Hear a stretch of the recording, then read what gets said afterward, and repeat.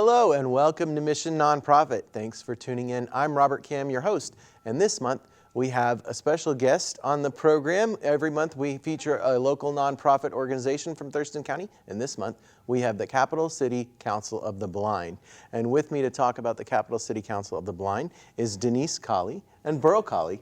Welcome to Mission Nonprofit. Thank you. Thank you. Thank you for inviting us. So the Capital City Coalition of the, Council of the Blind is a group for people that have low vision or blindness or just impairment with sight. And you guys are an advocacy group that helps get things like audible traffic signals out there in our world so that you can get around. Tell me, how long has this organization been around, the local chapter? We were certified in the state organization in October of 1990. We actually started in May of 1990 down at the Olympia Community Center, and then we were accepted into the state organization, and we have been involved ever since. We've never had any breaks in our service or anything. So it's been about not quite 26 years, coming up on 26 years. And you are a chapter of the Washington Council of the Blind, is that what it's called? Yes, we're an affiliate of the Washington Council of the Blind, yeah. But also the national, what is the national one called? That's the American Council of the Blind. American Council of the Blind, okay. And that one's been around since 1961, is that what it was? Uh-huh. Okay. So, and Denise, you are a former president. I am. And so what was it like being a president of the organization? Well, actually, I've been president on both the chapter level, local level, and on the state level. And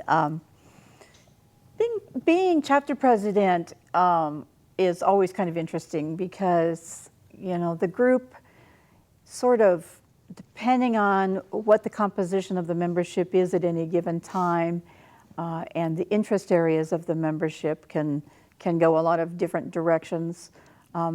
We are really a grassroots advocacy organization, which means that you know, we're just volunteers, and all of the things that we do, the service projects that we work on and the things that we do are all done primarily by volunteers. And it's not only blind and low vision folks, but it's also our members are comprised of the sighted population who may be relatives of a blind person, a spouse of a blind person, or may just be somebody who has an interest in blindness and low vision and wants to become a member. So people that are affected by blindness, but outside of being blind themselves, they're a family member, their son or daughter, and they come to you guys for, you know, just support. And you probably meet some friends this way, yeah? Is it a good way to network with, you know? It's a great way to network. I would say that on the local level, we currently have a membership of about 38 people. And then there are 14 local chapters around the state. And they're all somewhat different from each other, depending on some of the chapters. Most of their membership are older blind folks, and so the activities and the things that they focus on are more geared to your elderly population. Then we have some chapters that are made up of a younger population, maybe more working age folks, and so the things that they focus on are geared more to the interests of that population and the needs of that population. And then we have what's called a special interest affiliate. That is our guide dog users of Washington State.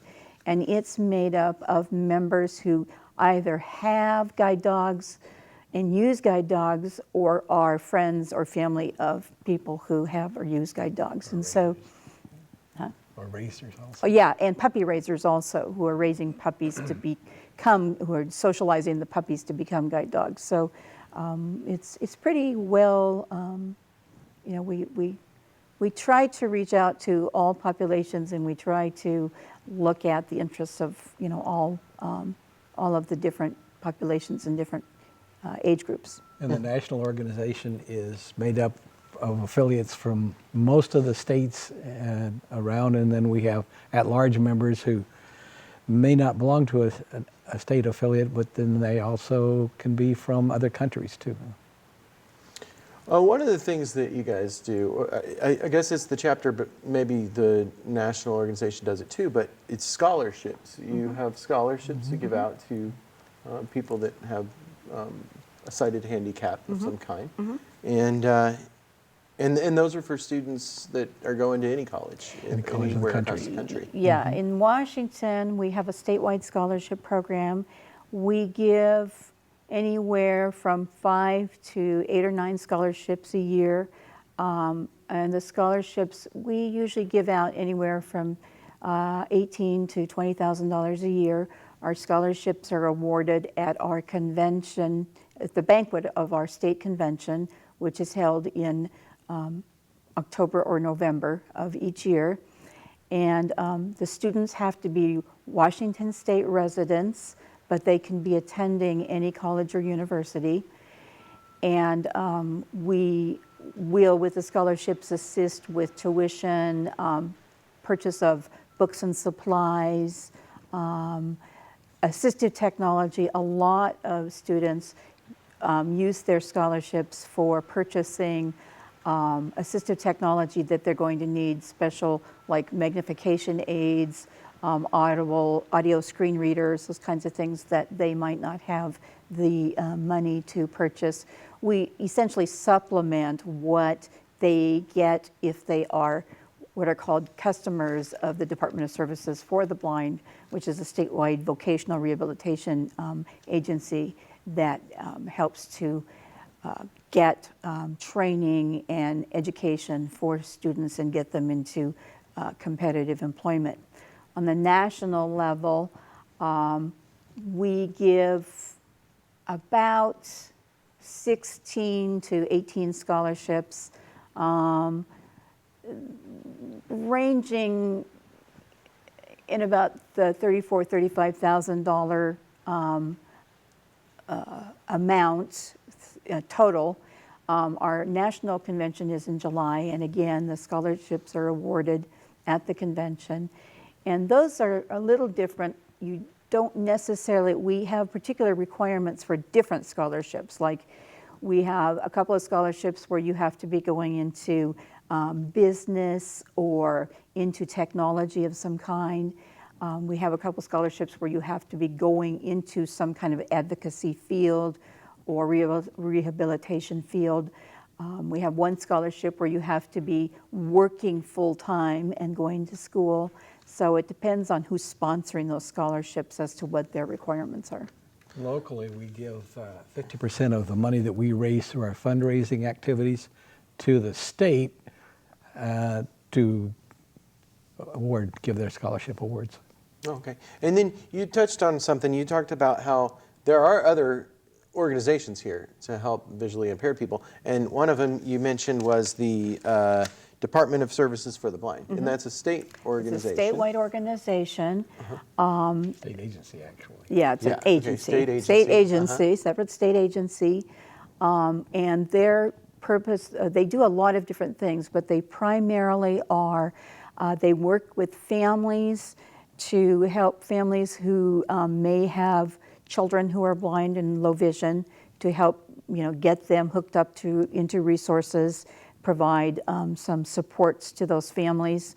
The biggest thing that they do is what's called the vocational rehabilitation program, which is job training, job development, and placement into competitive employment.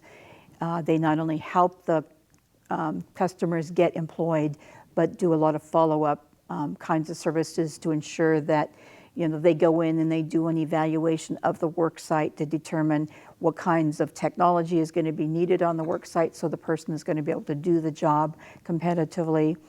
Then we have our what's called our business enterprise program, which is our cafeterias and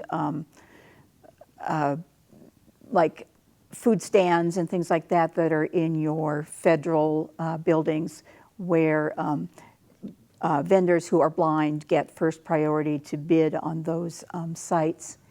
And the person is learning how to essentially do restaurant work and run a business.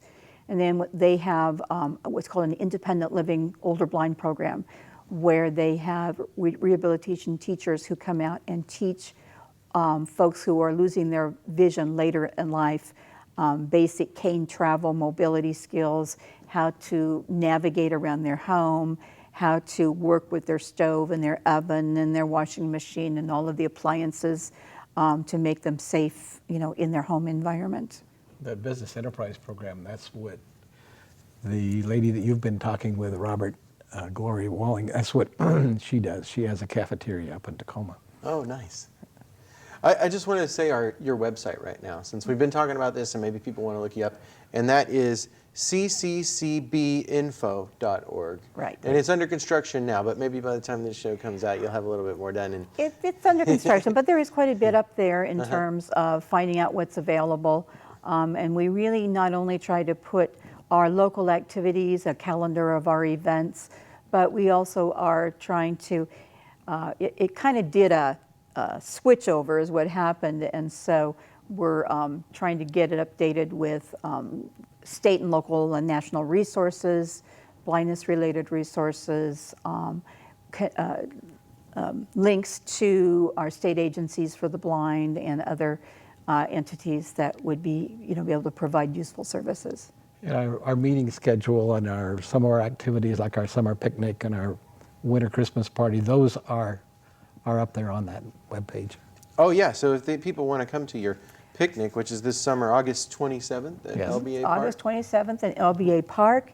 It's from noon until about 4. The chapter provides, well, every year we do different things, but it's usually we provide the chicken and the beverages, and then people bring other dishes to supplement. And we have a potluck, and then we play games. We do a lot of trivia kinds of things and other kinds of games. And then in December, the first Saturday in December, we have a Christmas party gift exchange at a local restaurant. We have been holding it at Panorama at what was Chambers Restaurant. It's now called 1751 Restaurant and Bistro because it went under a major reconstruction. We have our dinner there, and then we have a gift exchange. And we really encourage our members to invite friends to those events because they are, sort of our fun things. We also do a pizza party every year for our members at a different pizza place. This year, our pizza party is the 23rd of April at Casa Mia downtown. And so we try to do fun social things too. We've done movie nights or movie days where somebody who has the audio description movies, where they have the narration track on movies to get narration of what's going on, in between the dialogue. We will invite everybody over and show a movie or two. And so we try to do, along with the advocacy that we do and the legislative activities that we work on, we also try to do, fun stuff too. And we try to gear our fun stuff to different kinds of activities because not everybody wants to do the same thing. So, we try to do a variety of things that we will invite our members to. And that's one of the things we didn't talk about, Robert, when we were going over things earlier, is that the local theaters up in the Capitol Mall, is that still Capitol Mall, Westfield? Anyway. Right, yeah, Westfield Mall. Up in the west side and out in Lacey at the Regal Theaters, they are showing now around 70 to 80% of their movies have a soundtrack that's a descriptive track on it. And so people go in and they get headsets. And those headsets have two settings. One for V, which is for the audio description, and then there's a setting as H, which people can go in, and that's enhanced hearing for people who have a low hearing. Oh. That's great. I didn't know that. Yeah. And I never knew how, visually impaired people would watch movies. That's interesting. It kind of makes me think, well, you can need to bring back the audio dramas from back in the day. Radio dramas. They do that. Yeah, those are great. It's- Radio dramas are neat. You can listen to them in the car. Yeah, it's essentially the second audio track is what it is. And normally what happens is if a movie doesn't have the audio description to it, then it's usually the Spanish language channel. Oh, yeah. But essentially what it is that they have people who actually write the narrative for the audio descriptive tract, and then a professional narrator does the actual narration. And I've often had people say, well, doesn't that get in the way of the movie dialogue or the television program dialogue? And no, they fit it in so that that description is happening when there's music playing or some kind of action that doesn't have the audio, and it doesn't have dialogue, going with it. So it's not detracting from what you're listening to in the movie, but it enhances your enjoyment of the movie because you know what somebody's doing, or you know what the expression is on their face, or if they're doing something particular like reading a letter or whatever, those kinds of things. And then the other really cool thing about it is that we always used to miss out on the credits, at the beginning or the end of the movie. We never knew if you didn't know really who was starring and who had the various parts, and you get to hear all those things because all of those things now are read. And it probably just depends on the narrator, because, if it was like Morgan Freeman, I think that would be even better than watching the movie. Oh, yeah. Morgan Freeman's voice telling your story. Yeah, Hey, that'd be nice. That's even better. I'd sign up for that. Anyway, so what are some of the, kind of obstacles that could make things better for visually impaired people? What are we doing right? And what do we still need to do? Because I know you're the advocacy organization here in Olympia, and you're working on some of these things. What are some of your goals, maybe, and what are some of your accomplishments? One of the areas that we need to do more work on locally is the emergency preparedness. We have done some at the state level. Denise was on a statewide committee to look at emergency preparedness, and that didn't go too far as accessibility is concerned. But locally, when you have emergency preparedness, they usually say, just go on down to a local church or local community center, and that will be where you want to stay for a while. The problem is that if you have, say, an earthquake or some kind of huge windstorm, and you've got trees or power lines or those kinds of things down, you don't necessarily want to walk over to your church, and you can't drive. So we've got to work out some solutions. That one of the local things that they were going to do is set up the inner city transit drivers, because they all drive the routes that go by the most house. The problem is that they got the same problem. Their buses can't get past snow? this. Yeah, I mean, what if it's a blizzard? Yeah. You don't want to get out and walk. That's right. So that's one of the things we need to do. But we have a number of things that we have done locally. I think most of your watchers probably have seen the audible signals in downtown Olympia and in Lacey and now in Tumwater.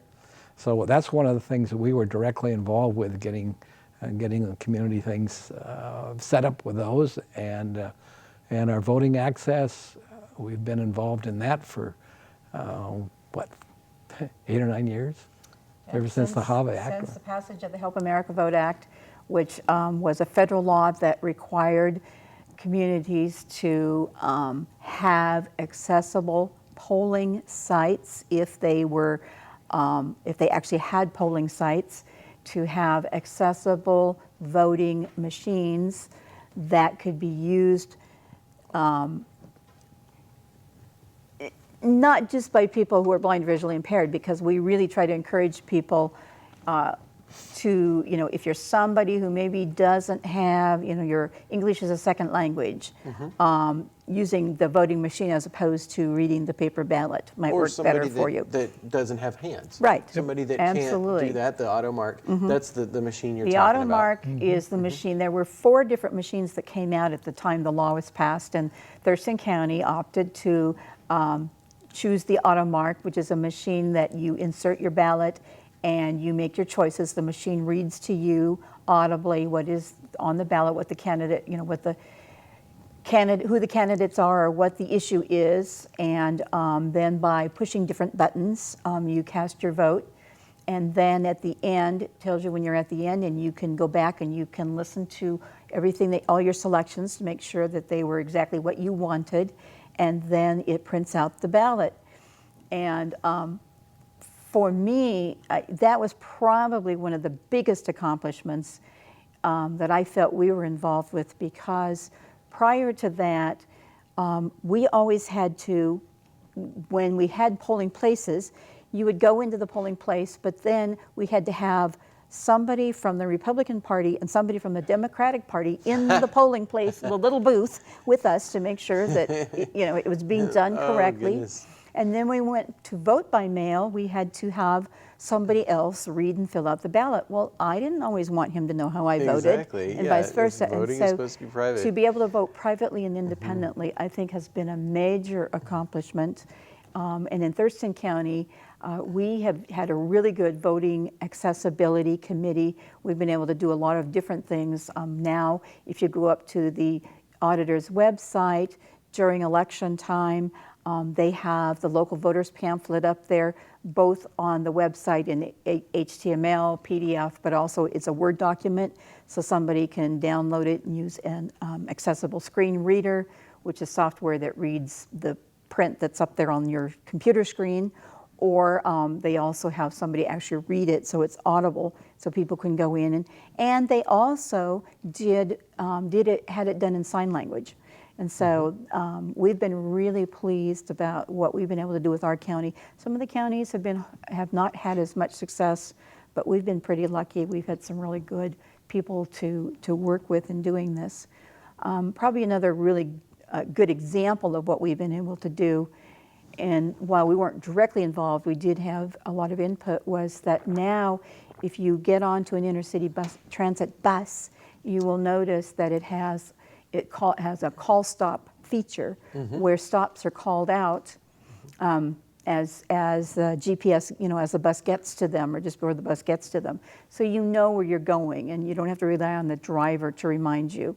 And we were able to be instrumental in having input into that system, and also to get the transit schedules put in Braille, on audio tape, and in large print. So if somebody needs the bus schedule in an alternate format, they can call Intercity Transit customer service and get that schedule. So that's another thing that we're really proud of that we were able to do in this county. All great things. So you've got the Thurston County Auditor and that AutoMark, and they think they may have more than one of those in the county. Yeah. And then you've got the Intercity Transit doing great things. So with how they talk out and they say, "You're now at Harrison and Division," that kind of thing. And then what was the other guys? You were talking about the stoplights, those ones that talk to you and say you can now cross, or what they say, like something like, Harrison is now open, or you can cross Harrison. It'll say crossing Harrison and Division, or it'll tell you to wait. Or it says crossing Harrison at Division, or something like that. So you know where you are, and the ones that we are working with the municipalities to get in are the ones that most people, when they think of audio signals, think of the birds, the chirps, and the cuckoos. Chirp, but those aren't as good. Those are not real good. You need the talking person to tell you where you are. Yeah, they need the speech, and also what those signals do is they give you a pathing signal across the street so that you know that you're not veering out into the intersection, that you're actually going, in a fairly straight line across the street. Because one of the things that you know, in all their infinite wisdom, they did was when they put in the wheelchair ramps, and a lot of communities have done this, they put in wheelchair ramps, but what happens is if you cross the street at the wheelchair ramp, it shoots you right out into the middle of the intersection half the time. So Well, that's why you have the bumps now, right? So they're yellow bumps yeah, tell you that you're going off the curb? they're That isn't necessarily what helps you. What helps you is when now the current specifications for wheelchair ramps says you need to have them going into the crosswalk, which means they need to have 2 ramps on each corner. Yeah, yeah. Which in a lot of cities cut costs by just do it putting right in the one right diagonal. at the diagonal, and, and I've done that. Oh, and then you're going diagonally across the Yeah, street. I'm in the middle of the intersection, and get not out of safe. here. Well, yeah, that must be scary to just take the word for it of that. song. Interesting story. When we used to have the old voting system, and so you would go to your polling place, and they'd say, "Okay, you need to wait till we get some people freed up, so you have your Democratic one and your Republican one, and eventually you get to go in your booth, right?" The people who volunteered for the parties oftentimes were ladies. I never did run across a man, but ladies who volunteered, right? And so they were middle-aged ladies and usually had a little extra cellulose. And so you would get in these little booths and you have the 3 of you squeezing in this booth, right? I never did understand why This they is didn't when have... you had the Republican and the Democrat Yeah. with you to check the voting? Yeah, and so I never understood why they didn't have 20-year-old women instead of... But anyway, never got that. And so the party that you're registered with, she would read the ballot and the other would verify that it was being marked correctly. Okay. This was 1972, I go way back, and I wanted to vote for Henry Jackson, which was a write-in candidate at that point. And so the lady who was reading it, she goes over and she yells at the poll manager that he wants to have a write-in. And so then the guy from the other side of the room says, "Well, who does he want to write in?" Oh my I mean, God. the privacy That's element is gone. Yeah. And so finally, they got the authorization to do that. I thought, like, we need to get in the middle of in a circle, and I'll just tell everybody who I'm voting for. But that was kind of the things you had to put up with. Post it on Facebook. Yeah, Let right. somebody record my vote. Anyway, we do have to wrap it up now, unfortunately. We could keep talking here. But let's say the website again, which is www.cccbinfo.org. And did you have a phone number as well that you wanted to say? We have a phone number that you can call, and really quickly before I give it, I just want to say that one of the things we also do is that we can just be a support. So if you are somebody who has a parent that's losing their vision, or you yourself are losing your vision, or you are a parent of a child who's losing their vision, we can help hook you up to resources, and we can sort of be there to answer questions. Our phone number, unfortunately, it is not a toll-free number. We weren't able to get that, but the number is 818-600-1119, and our email address is Capital City Council of the Blind, all one word, @gmail.com, and the C on capital is uppercase. All right. Well, we'll leave it there. I'm Robert Kam. I'll see you next time. Thanks for watching.